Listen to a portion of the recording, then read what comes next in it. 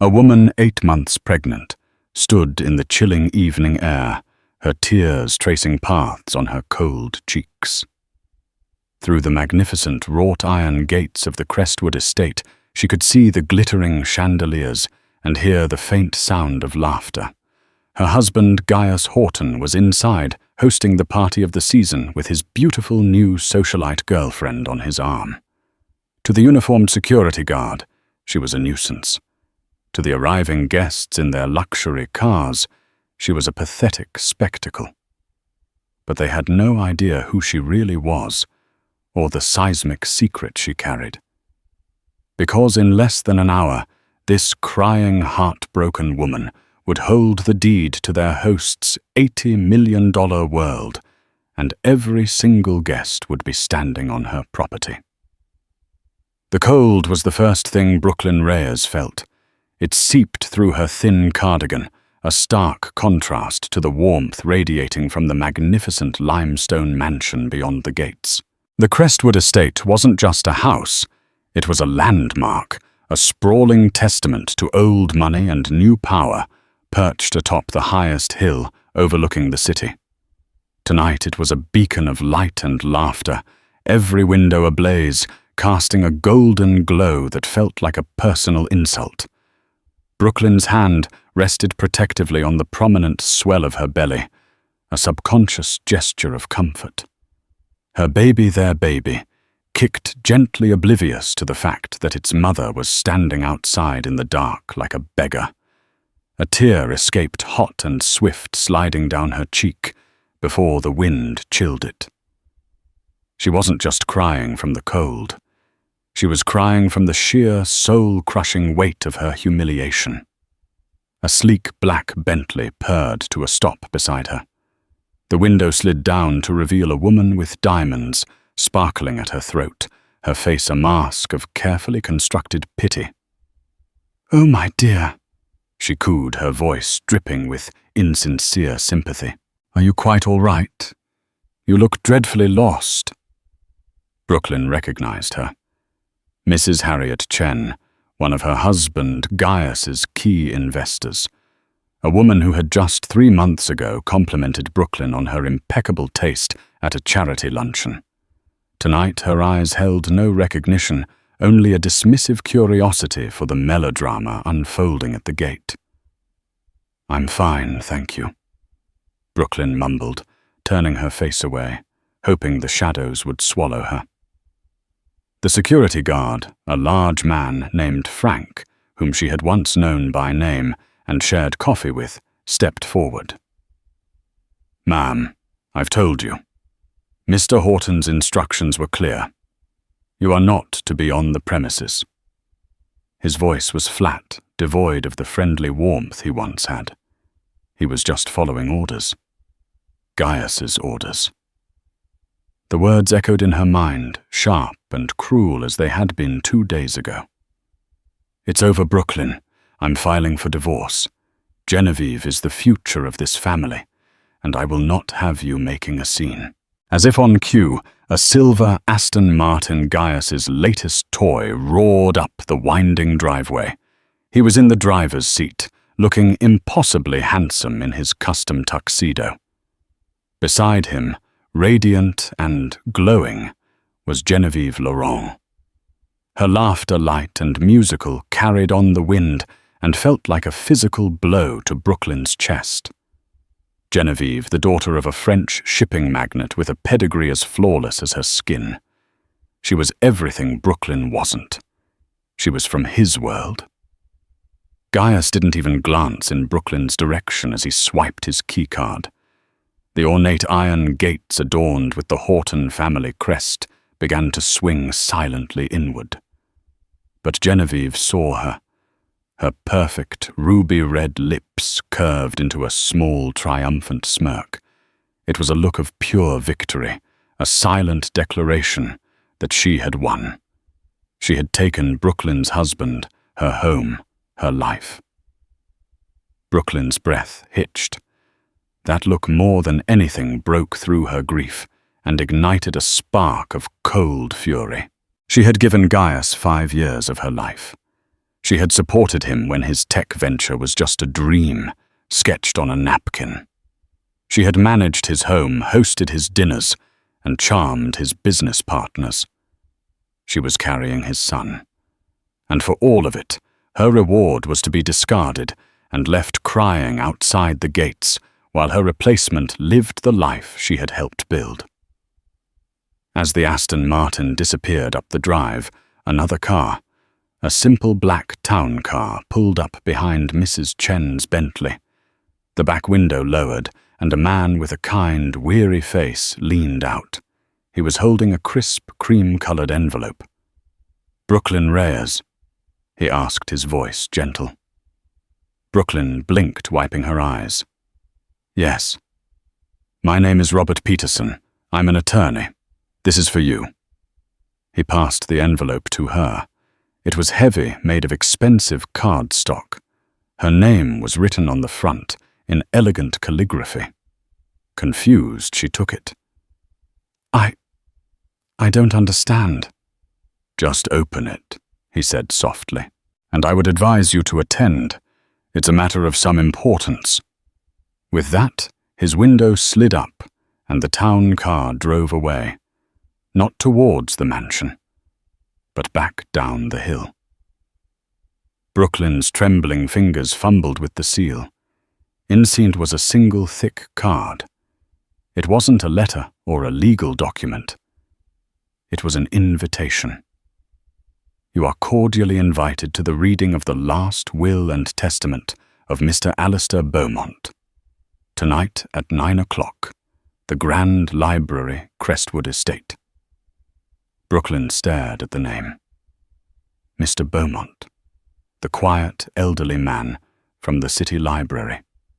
The kind soul she'd spent hours with over the last year, reading to him, listening to his stories, sharing her own quiet fears about her marriage. He had passed away a week ago. She'd mourned him as the only true friend she had left. But what did his will have to do with Crestwood Estate? And why was the reading happening tonight in the middle of Gaius's party? A new feeling began to push through the humiliation and despair. It was a fragile, flickering thing, but it was there. It was resolve. Gaius wanted her to disappear. Genevieve wanted her to crumble. The world he had built wanted to forget her. But she had an invitation. She looked from the card to the glittering mansion, the fortress from which she had been exiled. She tucked the invitation into her pocket, squared her shoulders, and took a deep, steadying breath. The cold no longer bothered her. "Frank," she said, her voice clear and strong, devoid of the tears that had stained it moments before. "I have an invitation. I'm going in." 5 years earlier, Brooklyn Reyes had been a junior art curator with a passion for obscure Renaissance painters and a tiny apartment filled with more books than furniture.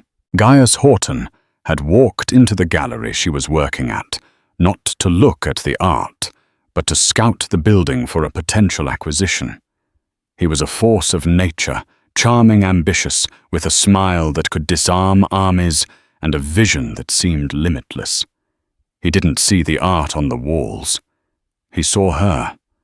He'd pursued her with a relentless, dizzying intensity.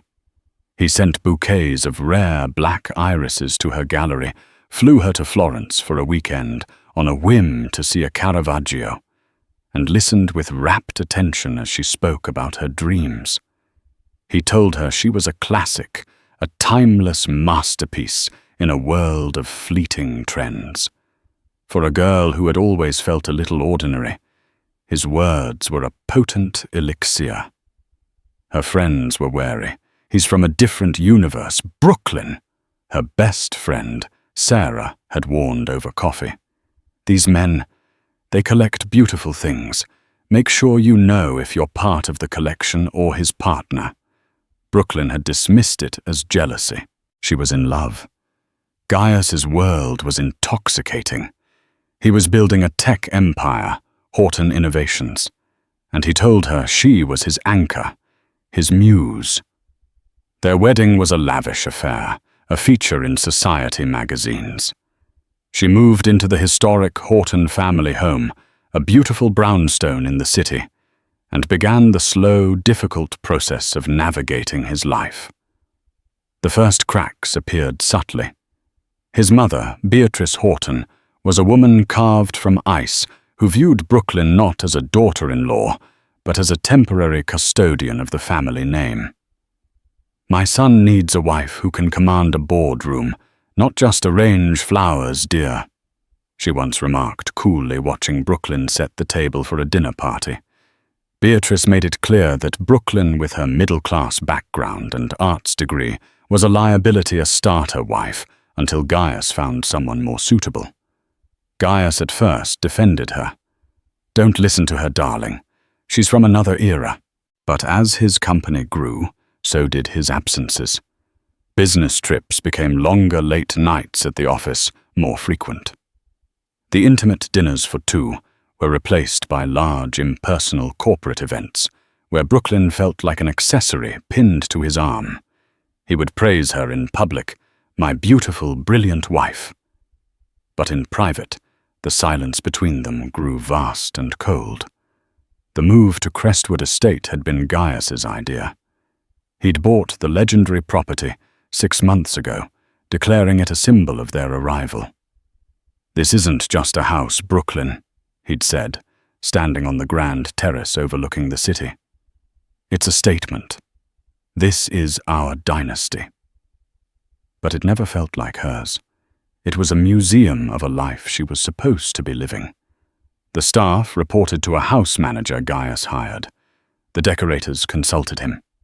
She was a guest in her own home. It was during this time that she realized she was pregnant. She had hoped with a desperate, aching optimism that a baby would change everything, that it would bridge the chasm that had opened between them. She told him on their anniversary. He was on his phone, closing a deal. He looked up, his expression unreadable. "A baby," he said the words flat. "Well, we'll have to make room in the East Wing nursery." There was no joy, no shared excitement. It was a logistical problem to be solved. A week later, she heard the whispers. Genevieve Laurent. At first, it was just a name mentioned in the society pages, a photograph of her standing next to Gaius at a gala in Zurich he was supposedly attending alone. When Brooklyn confronted him, he didn't deny it. "Genevieve understands my world," he said calmly, straightening his tie, refusing to meet her eyes. "Her father's network is invaluable. This is business, Brooklyn. You're being emotional." "Emotional, I am carrying your child Gaius," she had screamed, the sound swallowed by the cavernous marble foyer. "And you will be well compensated for it," he replied, his voice chillingly devoid of emotion. "A Horton heir deserves the best, and you will want for nothing.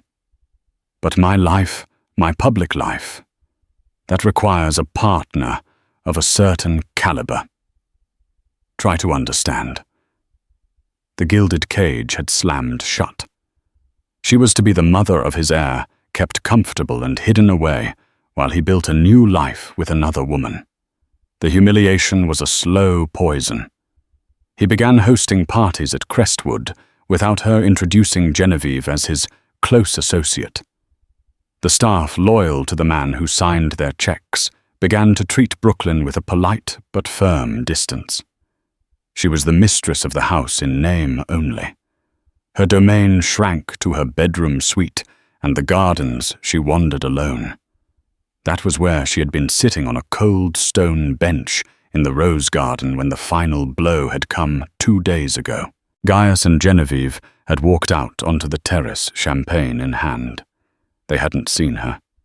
She watched as he laughed, then leaned in and kissed Genevieve with a passion he hadn't shown Brooklyn in years. The world had tilted on its axis. Later that evening he had come to her room and delivered the final verdict. The divorce papers would be drawn up. A generous settlement would be arranged. She was to vacate the property by the end of the week. "And the party tonight," he'd said, his voice cold and final, "is for Genevieve. To formally introduce her. Don't be here, Brooklyn. Don't make it difficult." So she had packed a small bag, her hands shaking, her heart a shattered ruin. But she hadn't been able to leave. She had to see it for herself, this final public execution of their marriage. That's what led her to the gates, to the tears, to the edge of utter despair. But now, holding the thick, creamy invitation in her hand, the past 5 years coalesced into a single, burning point of clarity. Sarah had been right. She was a beautiful thing in his collection, and now he was trading her in for a newer model. The love, the promises, the shared dreams, it was all a lie. But the baby in her womb was real. Her pain was real. And this invitation, this felt like the only real thing to happen to her in months. It was a lifeline, a mystery, a reason to walk back into the lion's den. She didn't know what Mr. Beaumont had planned, but for the first time in a long time, she wasn't just a victim in someone else's story. She was a character with a purpose. Her friendship with Alistair Beaumont had been an accident, a small, quiet rebellion against the suffocating grandeur of Crestwood. Lonely and adrift, Brooklyn had sought refuge in the one place that had always felt like home, a library. Not a grand, private one, like the mahogany-panelled room at the estate, but the sprawling, slightly dusty public library downtown. It was anonymous, warm, and smelled of aging paper and promise. She found him in the history section, a frail-looking man with hands gnarled by age and eyes that were startlingly clear and intelligent. He was trying to reach a heavy tome on a high shelf, his breath coming in short, frustrated gasps. "Allow me," Brooklyn had said, easily retrieving the book for him. It was a dense volume on Byzantine architecture. He'd thanked her with a genuinely warm smile that crinkled the corners of his eyes. "Alistair," he'd introduced himself. "Brooklyn," she replied, omitting her last name. Here she didn't want to be Brooklyn Horton, the wife of a tech mogul. She just wanted to be Brooklyn. They started meeting regularly. Every Tuesday and Thursday she would drive her modest sedan into the city and spend the afternoon with him. He was a man of simple habits and profound knowledge. He wore the same tweed jacket, slightly frayed at the elbows, and drank his tea with 2 sugars. He never spoke of family or his past in grand terms. He told her he was a retired history professor, living on a modest pension. She believed him. To Brooklyn, he was a sanctuary. She could talk to him in a way she could no longer talk to Gaius. She told him about her love for art, a passion Gaius had dismissed as a cute hobby. Alistair, however, would listen intently, asking thoughtful questions and sharing his own insights. He knew more about the Sienese school of painting than any of her old professors. As her pregnancy progressed and her marriage deteriorated, Alistair became her confidant. She never burdened him with the ugly details, but he could read the sadness in her eyes. "That husband of yours," he said one afternoon, his voice gentle but firm as he looked at her bruised spirit. "He seeks value in things that glitter. But gold, my dear Brooklyn, is a soft metal. It bends easily. True strength is in things that endure. Like kindness. Like integrity." She'd cried, then silent tears she wiped away quickly. "He's all I have," she whispered, a fact that felt both true and terribly pathetic. Alistair had reached across the table and patted her hand. His skin was like paper. "No, my dear, you have yourself, and that is more than enough." When she told him she was pregnant, his face lit up with a joy so pure and genuine it made her ache. "A child," he'd exclaimed. "The world's greatest masterpiece, a continuation of the story." From then on, he would always ask, "And how is our little masterpiece doing today?" He became her surrogate grandfather, the steady paternal presence she had lost years ago. She would bring him soup when he had a cold, read him the newspaper when his eyes tired, and describe the new paintings at the city gallery. She was in her own small way, taking care of him. It gave her a sense of purpose that her life at Crestwood lacked. She had no idea that in reality, he was taking care of her. She never once suspected he was anything other than what he seemed. He lived in a simple, tidy apartment above a bakery. He took the bus. He fretted about the rising cost of butter. He was just Alistair, her friend. The last time she saw him was 2 weeks before the party. He was weaker than she had ever seen him, confined to his armchair. His breathing was shallow. "I'm going on a long journey soon, Brooklyn." He'd said, his voice a faint whisper. "Don't say that, Alistair. You just need to rest. I'll bring you some of that beef stew you like tomorrow." She'd replied, her voice thick with worry. He had smiled faintly. "You have been a great blessing to a lonely old man," he said, his clear eyes fixed on hers. "Never forget your worth, and never let anyone make you feel small. You are not defined by the grandness of a house, but by the goodness of your heart. Promise me you'll remember that." "I promise," she whispered, squeezing his hand. A week later, his landlady called to tell her he had passed away peacefully in his sleep. Brooklyn was devastated. With Alistair gone, she felt utterly, completely alone. His small, humble funeral was attended by only a handful of people. Brooklyn stood at the back, a solitary, pregnant woman, in black, mourning the loss of her only friend. She never saw the discreet, well-dressed man in the expensive suit watching her from a distance. That man was Robert Peterson Alistair Beaumont's lifelong attorney and executor. Now, standing outside the gates of Crestwood, the invitation in her hand felt like a message from beyond the grave. Alistair Beaumont. The reading of the last will and testament at Crestwood Estate. It made no sense. How could her humble pension-drawing friend have any connection to this bastion of wealth and power? This place that represented everything he wasn't, unless he wasn't who he said he was. The thought sent a shiver down her spine that had nothing to do with the cold. A memory surfaced. One afternoon, Gaius had been ranting about a competitor, a reclusive, legendary figure in the finance world who had outmaneuvered him on a major deal. "The man's a ghost," Gaius had fumed. "Nobody's seen him in 20 years. They say he lives like a hermit, but he controls half the city. Beaumont. Alistair Beaumont." Brooklyn's blood ran cold. It couldn't be. The world tilted again, but this time it wasn't from grief. It was from a dizzying, terrifying realization. Her kind, gentle Alistair, the man in the frayed tweed jacket, was the Alistair Beaumont, the billionaire recluse, the titan of industry. And for some reason his will was being read in her husband's house. No, not her husband's house. Gaius's house. She walked towards the gate, her stride purposeful. Frank the guard moved to block her way.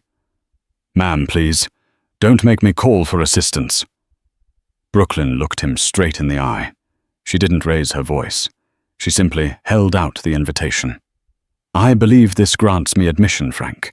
It's for the 9 o'clock reading in the library." He took the invitation, his brow furrowed in confusion. He shone his flashlight on it, reading the elegant script. His eyes widened. He looked from the card to Brooklyn and back again.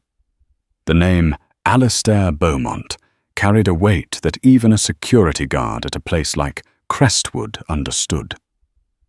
He swallowed hard, his professional demeanor cracking. "My apologies, Mrs. Ma'am," he stammered, handing it back. He immediately spoke into his radio, his voice now laced with a frantic urgency. He opened the pedestrian gate with a click. "Please go right in." As Brooklyn stepped onto the grounds of the estate, she was no longer the discarded wife. She was an enigma, and she was about to walk into the heart of her enemy's celebration to uncover her dead friend's final secret. The crunch of her sensible flats on the perfectly manicured gravel driveway was the only sound as Brooklyn walked towards the house. Each step was deliberate, a stark contrast to the trembling uncertainty that had gripped her just minutes earlier. The knowledge of Alistair's true identity hadn't sunk in yet. It was a bizarre, surreal fact suspended in her mind. For now, it was simply armor. The heavy oak doors of the mansion were propped open, spilling golden light and the melodic strains of a string quartet onto the stone steps. As she approached, two valets in crisp uniforms looked at her, their expressions a mixture of confusion and disdain. Her simple maternity dress and cardigan were a world away from the designer gowns and tailored tuxedos gliding past her. She ignored them and stepped across the threshold into the grand marble foyer. The change was jarring. The air inside was warm, scented with expensive perfume and exotic flowers. A massive crystal chandelier, a relic from the estate's original owners, glittered overhead, scattering rainbows across the polished floors. The sound of clinking glasses, sophisticated laughter, and polite conversation washed over her. It was the soundtrack of Gaius's world. And then they saw her. The conversations nearest the door faltered and died. Heads turned. A ripple of whispers spread through the crowd like a virus. Brooklyn felt hundreds of eyes on her, sharp with judgment and morbid curiosity. This was Gaius Horton's pregnant cast-aside wife, the one he'd replaced with the flawless Genevieve Laurel. Her presence here was a scandal, a delicious piece of live gossip. She saw Harriet Chen, the woman from the Bentley, her mouth agape. She saw Connor Webb, Gaius's business partner, whispering urgently to his wife. And she saw Beatrice Horton, her mother-in-law, standing near the grand staircase like a queen surveying her court. Beatrice's face, already a mask of aristocratic disapproval, tightened into a venomous scowl. Beatrice detached herself from her circle of admirers and glided towards Brooklyn, her silk gown rustling with indignation.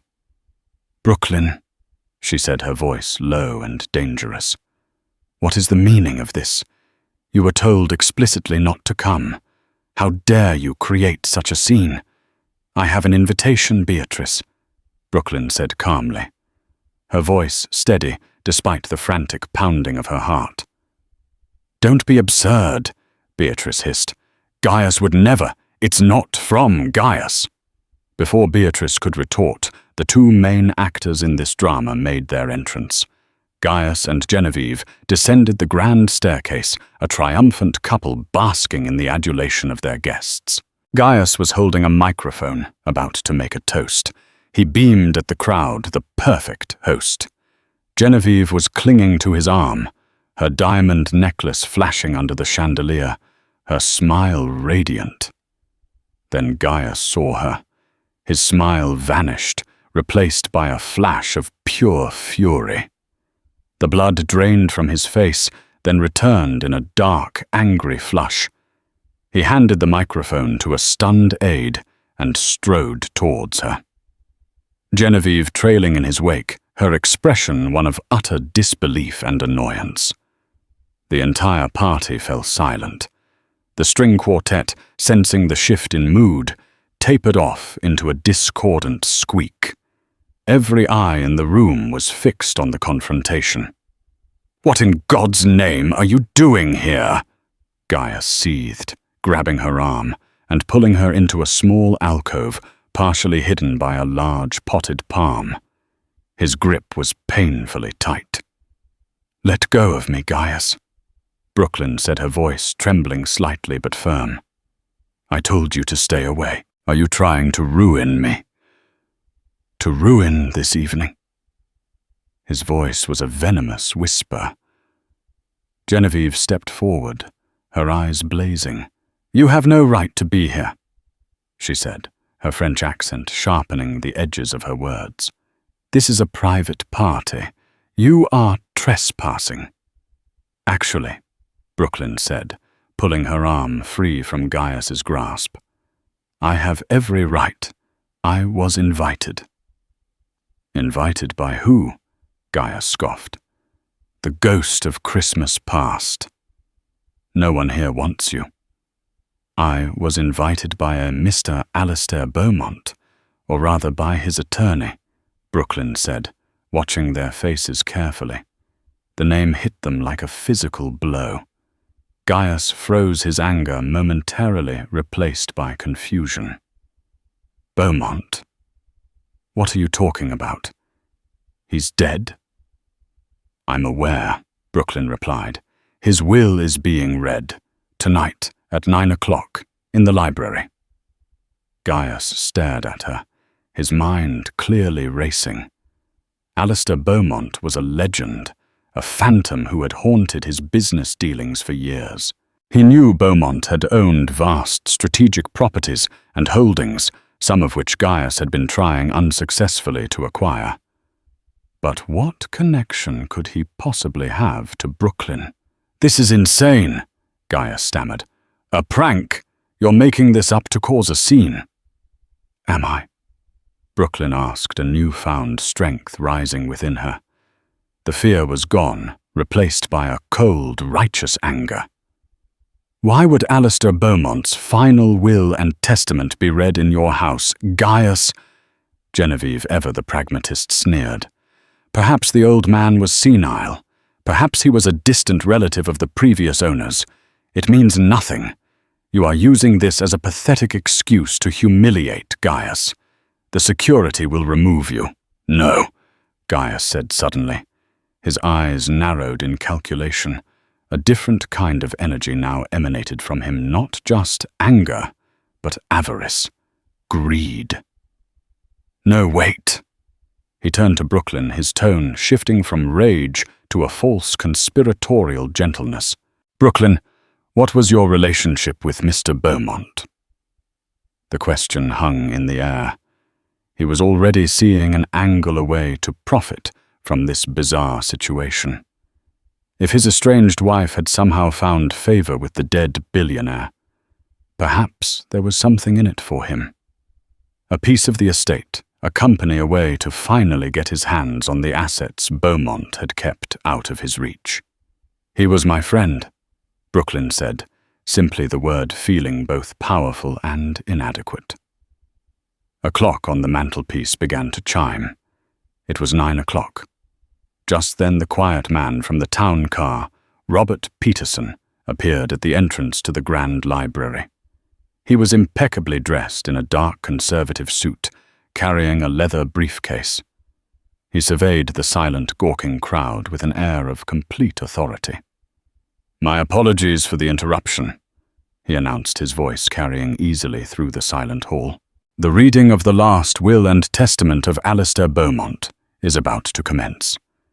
It is a private matter, but my client's instructions were very specific about the time and location." He paused, his gaze sweeping the room before landing directly on Brooklyn. "Ms. Brooklyn Reyes, we are ready for you." The entire room gasped as one. He had called her. Not Gaius, not Beatrice, not some long-lost relative, but the disgraced pregnant wife. Brooklyn met Gaius's stunned, greedy gaze. She saw the furious confusion on Genevieve's face and the utter shock on her mother-in-law's. For the first time, she was not the one on the outside looking in. She held a key to a mystery they were all desperate to solve. Without another word, she turned her back on her husband and walked towards the library, leaving a wake of stunned silence and 1,000 frantic questions behind her. The grand library at Crestwood was Gaius's favorite room. It was a cathedral of knowledge and power, with floor-to-ceiling mahogany shelves, a rolling ladder, and a fireplace large enough to stand in. It was where he held his most important meetings, where he intimidated rivals and charmed investors. Tonight it felt like a courtroom. Robert Peterson stood behind a massive oak desk, the leather briefcase open before him. He had taken out a thick document tied with a simple blue ribbon. Brooklyn sat in one of the plush leather armchairs facing the desk. She felt strangely calm, a quiet observer in the storm that was brewing just outside the library doors. Gaius, Genevieve, and Beatrice had followed her in. They couldn't help themselves. The lure of the Beaumont fortune was too strong. They stood huddled by the doorway, a tableau of greed and anxiety. Several other curious and influential guests, including Connor Webb and Harriet Chen, lingered just behind them, shamelessly eavesdropping. Mr. Peterson cleared his throat, his expression impassive. Before I begin, I must state for the record that the terms of this will are legally binding and have been verified for soundness of mind and body of the testator, Mr. Alistair Beaumont, at the time of its signing 1 month ago.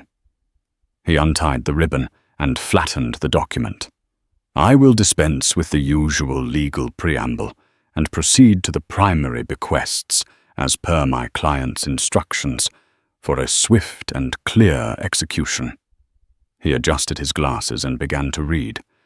To my various charitable foundations, I leave the bulk of my liquid assets, amounting to approximately $2 billion, to be distributed as per the private instructions left with my executor. A collective quiet gasp came from the doorway. 2 billion.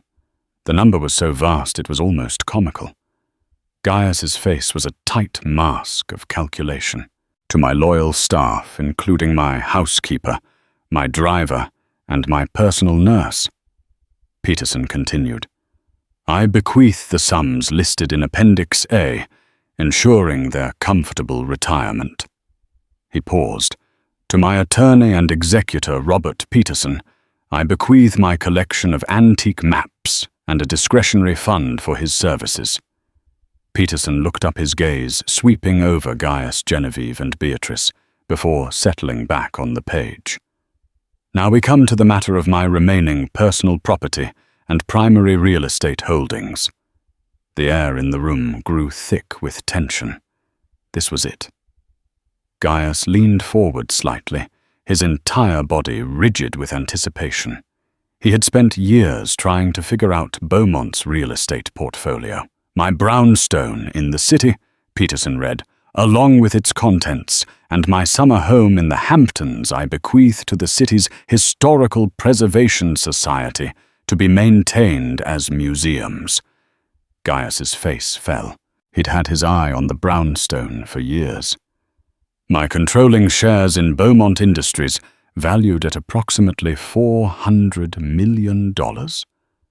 This was the prize.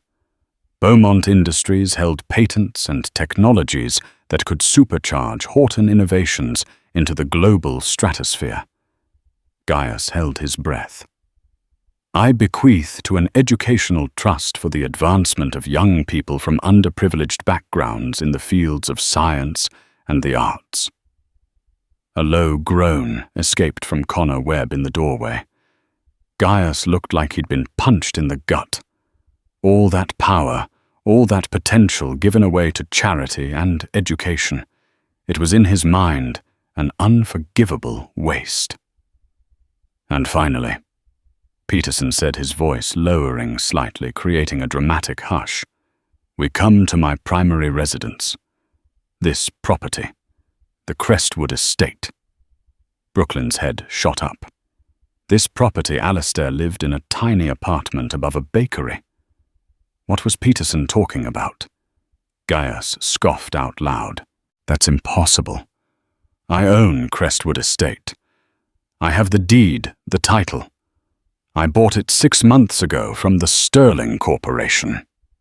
Peterson looked at Gaius over the rim of his glasses, his expression one of mild pity. "You purchased the estate, Mr. Horton, that is correct. What you may not have been aware of is who the sole proprietor of the Sterling Corporation was." He let the statement hang in the air for a beat. "It was a holding company, one of many owned entirely by Mr. Alistair Beaumont." The world stopped. Gaius's face turned ashen. He had bought the estate from Alistair Beaumont himself without ever knowing it. He had paid top dollar $80 million to the very man he considered his rival. "Mr. Beaumont sold you the property," Peterson continued, his voice calm and methodical, "because he knew of your ambitions, and he had a particular interest in its future, which brings me to the final bequest." He looked down at the will. Then his eyes moved from the paper directly to Brooklyn. "To Brooklyn Reyes." He read his voice, ringing with clarity and finality. "Who showed an old man profound kindness and friendship in his final days, without ever knowing his station or seeking any reward. To Brooklyn Reyes, who reminded me of the integrity and goodness that still exists in this world. To Brooklyn Reyes, who deserves a safe and beautiful place to raise her child, a masterpiece in the making. I hereby bequeath in its entirety the property known as the Crestwood Estate, located at 1 Crestwood Drive, including the main house, all surrounding lands, and all art and furnishings contained within." Silence. Absolute, deafening silence. Brooklyn felt the air leave her lungs. Her mind couldn't process the words. Owner of Crestwood. This house, her prison, her gilded cage. It was hers. The silence was shattered by a high-pitched, incredulous laugh from Genevieve. "This is a joke. This is a ridiculous, transparent joke. He was a senile old fool, and this gold digger obviously manipulated him. I assure you, Miss Laurent, Mr. Beaumont was of perfectly sound mind," Peterson said coldly. "And his decision was motivated not by manipulation, but by his observation of character, both Ms. Reyes's and Mr. Horton's." Gaius finally found his voice. It was a strangled, disbelieving rasp. No, I paid for this house. It's my name on the company party invitations. My money. You paid Mr. Beaumont $80 million for it." "Yes," Peterson said smoothly. "And that money has now been transferred as part of his liquid assets to his charitable foundations. But Mr. Beaumont included a specific clause in the sale. A buyback option triggered upon his death for the sum of $1. An option which in his will he assigned to his sole beneficiary for this property." Peterson slid a single document across the desk toward Brooklyn along with a pen. "This is the deed transfer, Ms. Reyes. As of the moment you sign this, the $80 million estate your husband just threw a party in becomes yours for the price of a single $1. Every eye in the room swiveled from the lawyer to Gaius's apoplectic face, and finally to Brooklyn, who sat stunned in the leather armchair, holding the pen that held the power to upend all of their worlds. For a long moment, Brooklyn just stared at the pen in her hand. It felt impossibly heavy.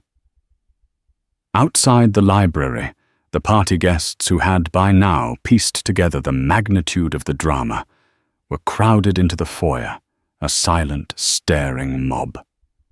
The string quartet was long forgotten. The champagne was going flat. This was the real entertainment. Her mind reeled, trying to connect the dots. Alistair, her kind, quiet friend. He hadn't just been a billionaire. He had been a grand master playing a chess game she never knew existed. He had seen Gaius's ambition, his greed. He had sold Gaius the very symbol of his success, knowing that he was placing it, and Gaius himself, into a checkmate position. He hadn't just given her a house. He had given her justice. He had given her power. She looked up from the document and met Gaius's eyes. They were wackled with a mixture of disbelief, rage, and a dawning, sickening realization. He was no longer looking at his pathetic, discarded wife. He was looking at the woman who was about to become his landlord. "Don't you dare sign that," he whispered, his voice shaking with fury. "Brooklyn, I swear to God I will fight this. I will drag you through every court in the country. You will not do this to me."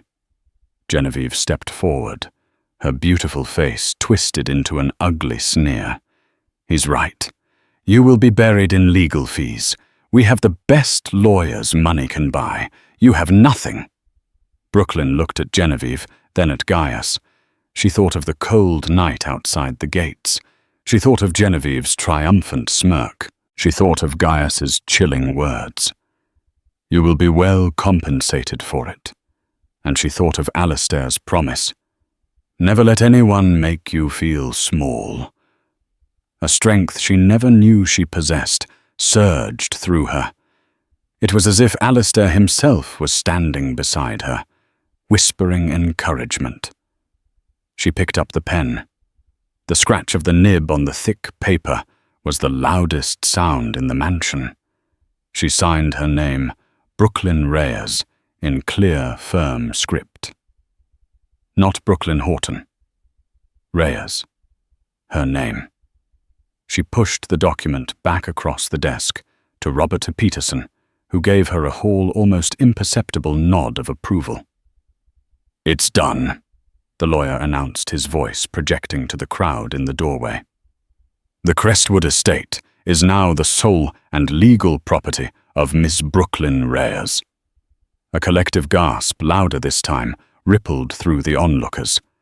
Beatrice Horton, who had been silent until now, a statue of pure shock, let out a strangled cry. "No. This is Horton land. It belongs to my son. To my grandson." She pointed a trembling finger at Brooklyn's belly. "Your grandson will be very well taken care of, Beatrice," Brooklyn said, her voice ringing with newfound authority as she stood up from the chair. "He will be raised here in his home. My home." The shift was palpable. She was no longer a guest, a victim, a problem.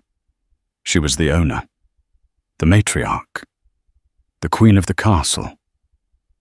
Gaius stared at her, his face a kaleidoscope of emotions.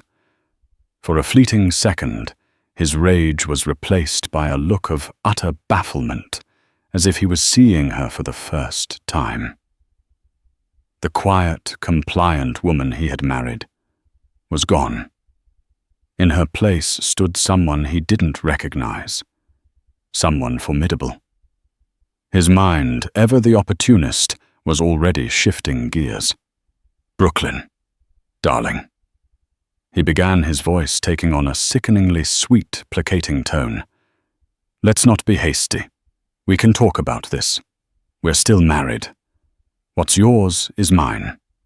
We're a family." Brooklyn laughed. It wasn't a hysterical sound, but a low, confident chuckle that chilled him to the bone. "A family? You told me our family was over 2 days ago, Gaius.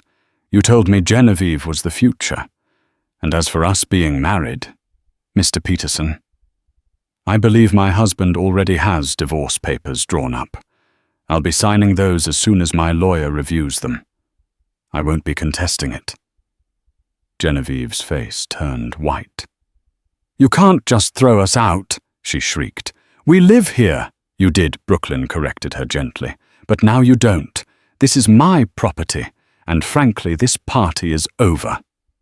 She turned her gaze from her estranged husband and his lover, and looked towards the crowd of stunned guests huddled in the doorway. She saw their shocked faces, their whispered conversations, the way they looked at her now, with a mixture of awe and fear. She walked past Gaius, her head held high. She moved from the library into the center of the grand foyer, standing directly under the massive crystal chandelier. All eyes were on her. "Thank you all for coming tonight," she said, her voice calm and clear, carrying to every corner of the room. "I'm sure it's been a more eventful evening than you anticipated. I appreciate you celebrating the housewarming." A few nervous titters went through the crowd. "However," she continued, her voice hardening slightly, "I'm rather tired, and as the new owner of the Crestwood estate, I would like to have an early night." She let that sink in. "So I must ask you all to please finish your drinks and vacate the premises within the next 30 minutes. The valets will be available to retrieve your cars." It was a dismissal, a royal decree. Jaws dropped. Harriet Chen looked as if she might faint. Connor Webb simply stared his mind, calculating the monumental shift in power he had just witnessed. Brooklyn's gaze finally landed on Gaius, Genevieve, and Beatrice, who stood frozen in the library doorway, utterly defeated.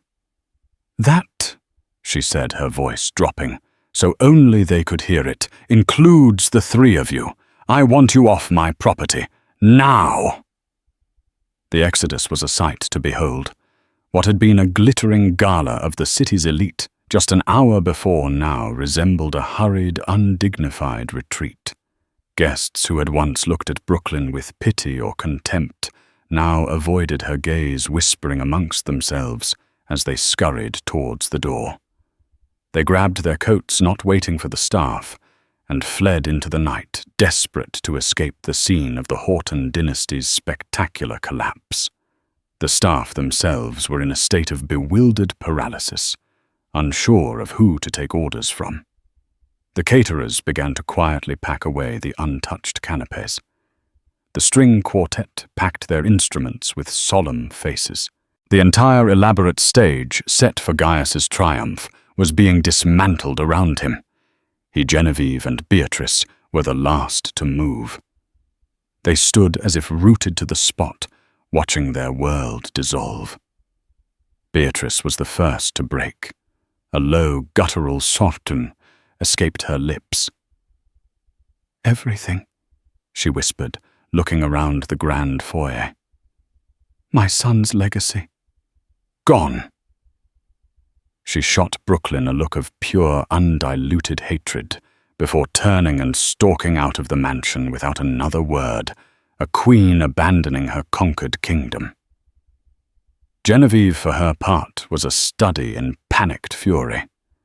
Her social standing, her future as the next Mrs. Horton, the life she had so carefully curated and fought for it, had all evaporated. She looked from Brooklyn's calm, resolute face to Gaius's stunned one. "Do something," she hissed at him. "Gaius, are you going to let her do this to us?" Gaius didn't seem to hear her.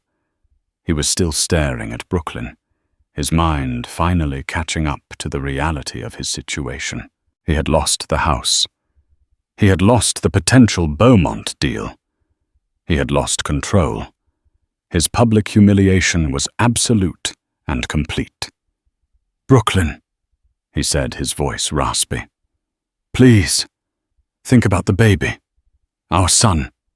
He needs his father." It was his last, desperate gambit. The child he had treated as a logistical problem was now his only potential bargaining chip. Brooklyn's hand went to her belly. My son needs a safe and stable home, she said, her voice devoid of its earlier anger, replaced now with a weary finality. He needs a mother who isn't crying at the gates, and he will have that.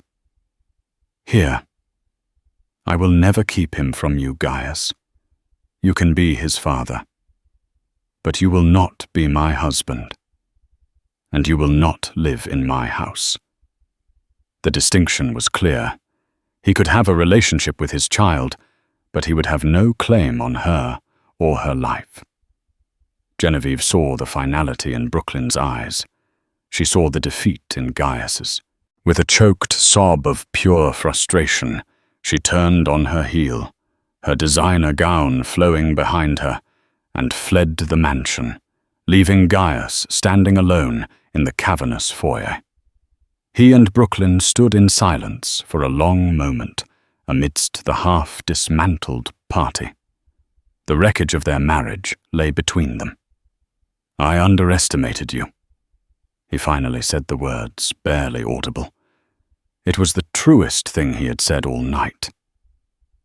No, Brooklyn replied softly. You just never saw me at all. He finally turned and walked out the door, not with the confident stride of Gaius Horton, tech mogul, but with the slumped shoulders of a man who had lost everything. The heavy oak doors swung shut behind him, the sound echoing the final closing of a chapter in her life. She was alone, utterly, completely alone, in the silent, magnificent mansion. Robert Peterson approached her, holding a set of old, ornate keys on a simple steel ring. These are the master keys, Ms. Reyes, he said.